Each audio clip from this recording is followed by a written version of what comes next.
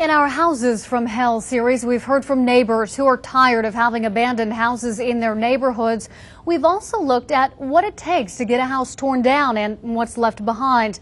Tonight in Part 4, 49 News community reporter Liz Zamora examines some possible solutions to the problem of abandoned housing and blight in the capital city. Many folks we spoke to believe that ultimately the responsibility of abandoned houses falls on the property owners. But they also believe there's a point where the community, the city, and even private citizens often have to take the matters of abandoned houses into their own hands. This lot actually originally had 3 houses on it. Karen Heller from Housing and Credit Counseling Incorporated shows off improvements made in the Tennessee Town neighborhood. The area had received community block grants from the city for revitalization on several fronts. We tear down the dilapidated structures, we rehab those that can be rehabbed, and we also work on the infrastructure. City Housing and Development Director Randy Speaker says Tennessee Town is a perfect example of a neighborhood using several different resources to improve a blighted area. Landlords, homeowners, everybody is getting in on it and making a difference. Chesney Park is also a target area for revitalization. Several houses have been knocked down in the past 2 years, leaving many empty lots. I think there's been some energy developed by the city of trying to get some infill housing. Infill housing is basically just putting new houses where old ones have been torn down. These houses in Tennessee Town are an example of that. But Speaker says improvements are necessary in order to attract the new construction. 2 lots over there have had houses torn down on them. Chesney Park neighborhood is also looking toward rehabbing the houses along Central Park Street. At least 20 homeowners could be approved for grants to fix up their homes.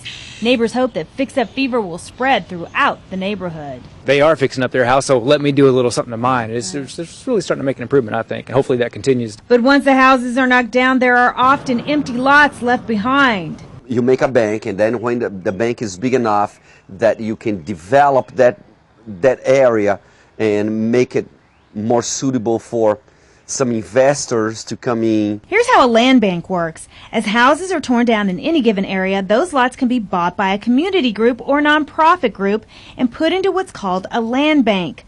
When several plots of land together become available, then they can be sold to a developer to build new construction, preferably single-family homes.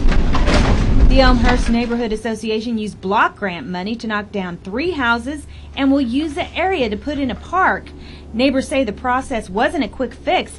It took about 7 years to get to this point. The city also offers what is called the TODO program, or Topeka Opportunity to Own, encouraging renters to become homeowners. The program requires only a $500 down payment for a home costing less than $65,000. The potential homeowner must meet income guidelines and could get up to $25,000 for renovations if you buy within one of these targeted areas. The object of the program wasn't only to rehab the houses, but was to get stability in neighborhoods.